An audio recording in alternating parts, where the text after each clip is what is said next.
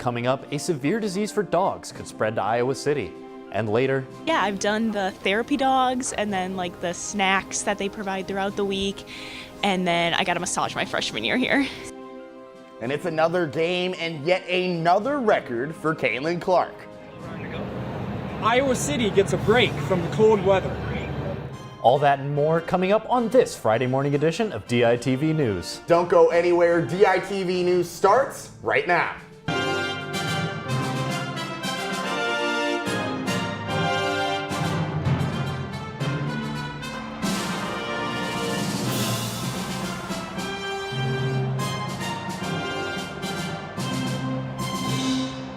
Good morning and thank you for tuning in live to DITV and KRUI 89.7 FM. I'm Michael Merrick. And I'm Jordan Tovar.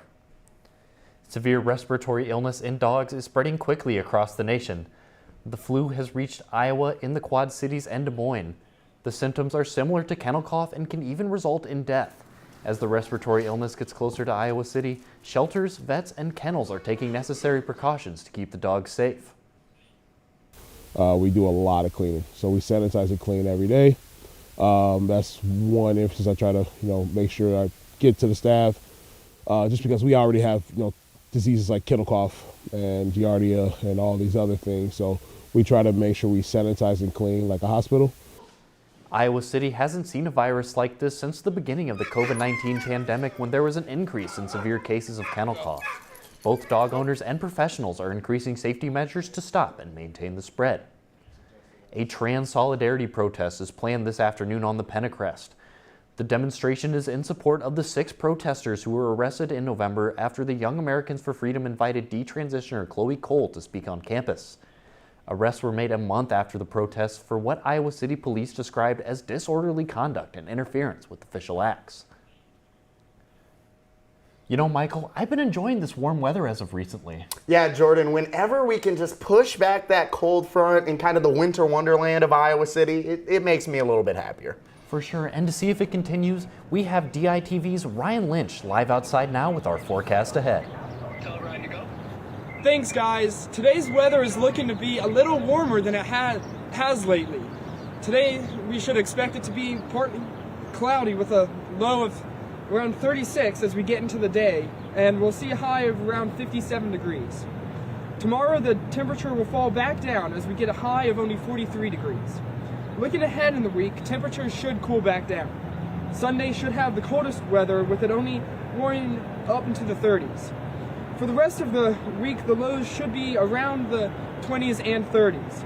The highs will be around the 40s heading through Thursday. Back to you in the studio. Thanks, Ryan. The Center for Disability and Development Vaccine Clinic is using innovative ways to help patients with sensory issues get vaccinated.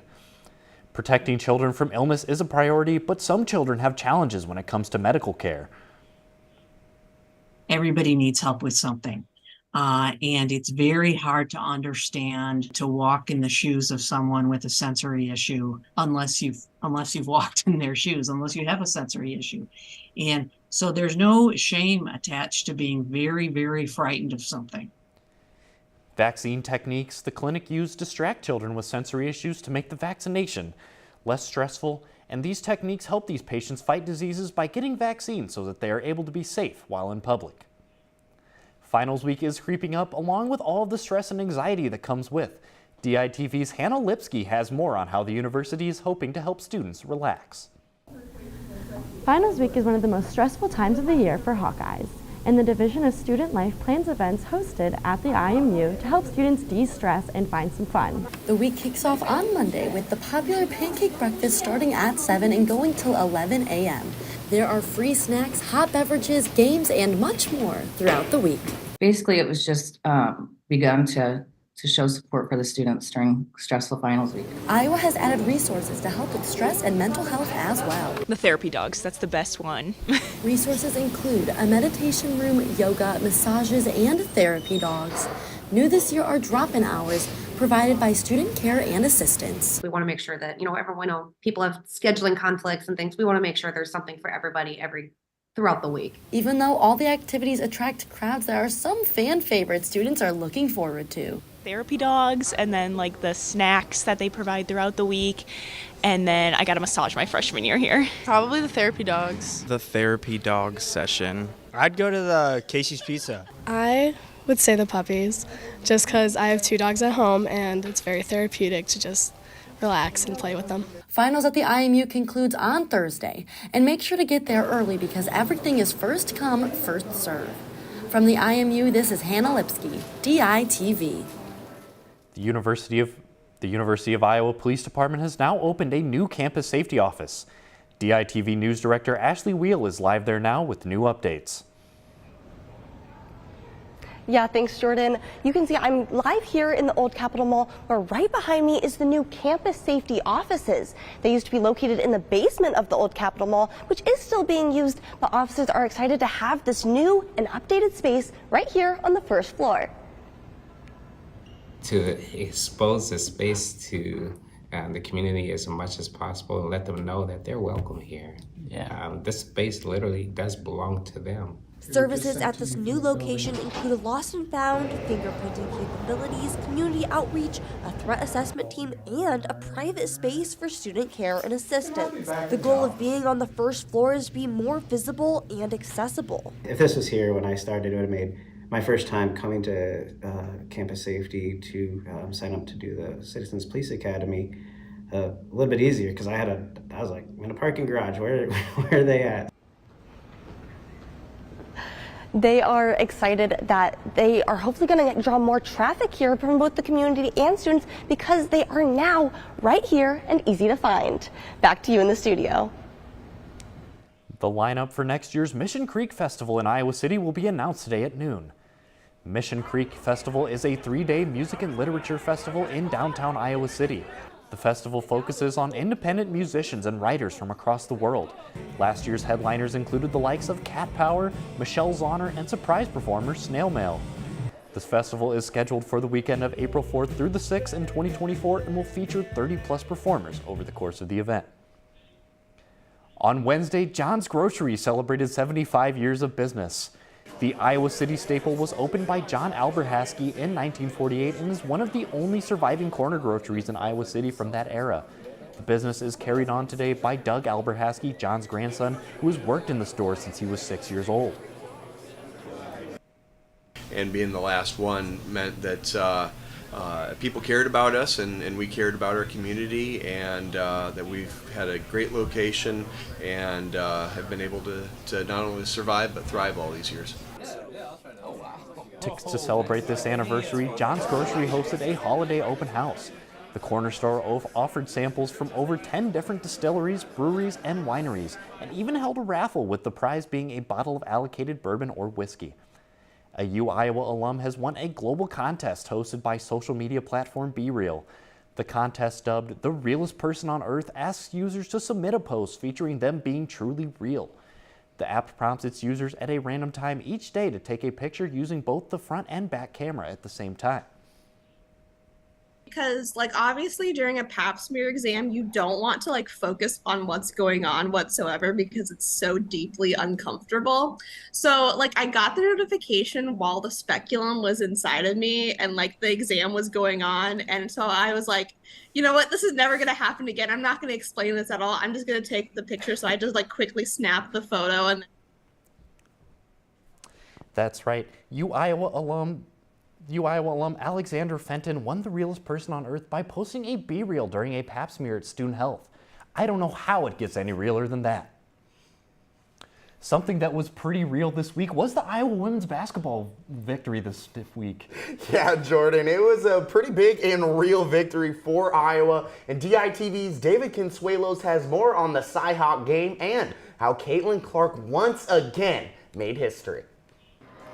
The Cy-Hawk game for the women's basketball team proved to be a tough one. Iowa State went back and forth with the Hawks with 12 different lead changes. The game would be all tied up at half with Caitlin Clark leading the scoring with 15 points.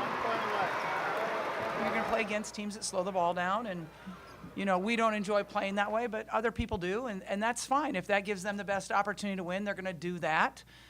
It's what I have to say is it's a credit to us that people feel like they have to slow the ball down in order to try to have an opportunity to beat us. So I think that's a real credit to us. In addition to it being a rivalry game, number 22 only needed 22 to surpass the 3,000 mark and do so in enemy territory. But I honestly didn't know I was going to eclipse 3,000 points until a few days ago. I was watching ESPN, I think it was the South Carolina game, and Debbie started talking about it, and I was like, oh, okay. It's special to be able to do it here. I have a lot of family in attendance and be able to see that. But it was kind of the same when I broke the Iowa scoring record. We keep playing. We don't celebrate it in a timeout. We don't stop the game. Like, it's not what it's about. As long as we win, you know, probably wouldn't be happy with scoring 3,000 points in a loss. That wouldn't be great. So, no, it didn't really cross my mind. Clark would become the first D1 player, man or woman, in history to amass 3,000 points, 750 rebounds, and 750 assists. After the hard-fought victory, the Hawkeyes look to travel to Madison, Wisconsin to take on the Badgers. From Hilton Coliseum, David Consuelos, DITV Sports. And yesterday, it was the men's basketball team's turn for the Cy-Hawk rivalry, but this was far from that barn burner matchup we got in the women's game. Iowa got blown out in this one, 90-65, the largest Cyclone win in Cy-Hawk matchup history, and Iowa was controlled from the start. Hawks would trail by as much as 35 in this one, but they'll look to move on quickly from this game as they'll take on Michigan at home on Sunday. Looking ahead for the future, only 3 non-conference games for the rest of the year until it's all Big Ten time. One of them will be Florida A&M, which is played in Des Moines for the Hy-Vee Hawkeye Showcase, where the women's team will follow them against Cleveland State. Iowa also plays host to UMBC and Northern Illinois. And then Big Ten play will start back up in the new year with a trip to Wisconsin, and then Iowa will take on Rutgers and Nebraska in Carver. And the Iowa football team is going bowling over the holiday break, but they won't be trying to knock down any pins. They'll be trying to get their 11th win, this time in the Cheez-It Citrus Bowl. Hawkeyes are taking on the 21st ranked Tennessee Volunteers on New Year's Day, and this is their second Citrus Bowl appearance in just 3 years. But right now, it's tough to tell who will be on either squad as the transfer portal has been heating up. Hawkeyes have already lost a few players, including wideout Deontay Vines and backup quarterback Joey Labus, who got the start in Iowa's bowl game last season. But for the Volunteers, they've lost a few to the portal, but like Iowa, they aren't losing any needle movers as of yet. So for those wanting a good game, just hope it stays that way. And in true wrestling fashion, both of the Iowa wrestling teams are going to continue to battle through the winter break. The men's wrestling squad will take on the Ivy League opponent Columbia tonight, and then they'll have a few weeks off before they tackle the Soldier Salute tournament at Extreme Arena. And this tournament will feature 10 teams, including Northern Iowa, Minnesota, and Wyoming. They'll also have one dual-over break down in Lincoln, Nebraska against the Cornhuskers. Got to keep your eye on is November Student Athlete of the Month, Gabe Arnold. Arnold is a 174-pound freshman and was named NCAA Wrestler of the Week on November 21st. And if he continues his strong performances, it'll be hard for anybody to stop him. The women's squad will also be participating in that Soldier Salute tournament, but they'll start their break with an appearance in the North Central College Invitational. And this will be the start of a ton of duels, beginning with a trip out to Vegas for the Vegas Duels, and they'll also take place in the National Wrestling Coaches Association Duels in Cedar Falls at UNI. And Brianna Gonzalez has been on fire lately for the women's team. The 109er was the Women's Regional Wrestler of the Month for November. She'll look to continue her undefeated streak over the long break. Just a lot of things going on over this break to keep some sports fans like us busy. Yeah, for sure. I know I'm going to be entertained over the break. Yeah, it's just a great time, you know. You get family, you get some football, and you get some wrestling and basketball too. I mean, you can't draw it up any better, Jordan. I certainly can't complain. Well, thank you for tuning in to DITV News and listening to KRUI 89.7 FM. Be sure to head over to thedailyiowan.com for all your latest news over the winter break, and we will be back in January after break. For DITV News, I'm Jordan Tovar. And I'm Michael Merrick, and I hope you all have a happy holidays and a safe break, Hawkeyes.